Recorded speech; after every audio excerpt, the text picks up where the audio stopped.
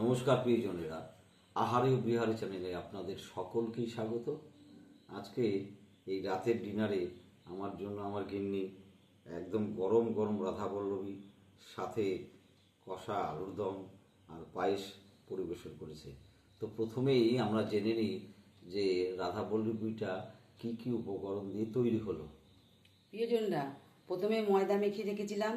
ময়দার মধ্যে 1 চামচ জোয়ান দিয়েছি, 1 চামচ চিনি দিয়েছি, অল্প করে নুন দিয়েছি, বেশি করে সাদা তেল দিয়েছি, সামান্য একটু মাখন দিয়েছি, অল্প অল্প জল দিয়ে ময়দাটাকে মেখে ঢেকে রেখেছি।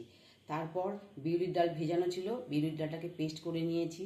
এবার একটা গ্যাসে কড়াই বসিয়েছি, কড়াইয়ে সাদা তেল দিয়েছি, তেলটা গরম হলে 1 চামচ হিং দিয়েছি, 2 চামচ আদা বাটা দিয়েছি, 1 চামচ লঙ্কা বাটা দিয়েছি, সামান্য একটু নুন দিয়েছি, সামান্য একটু চিনি দিয়েছি।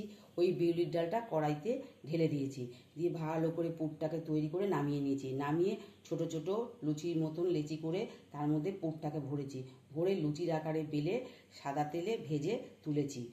আজকের আমার হাজবেন্ডকে খেতে দিয়েছি।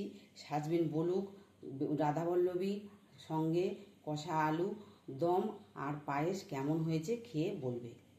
তাহলে আর দেরি না করে শিগগিরই এর সদ্গতি করতে হয়। তো দেখুন কি সুন্দর তুলতুলে হয়েছে এই রাধাবল্লভীটা, সাথে আলুর দম সহযোগে এটাকে খেয়ে আপনাদের জানাই।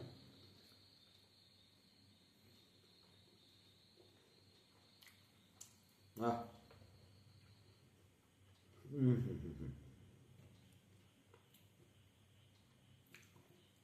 অসাধারণ যা হয়েছে কি বলবো প্রিয়জনরা।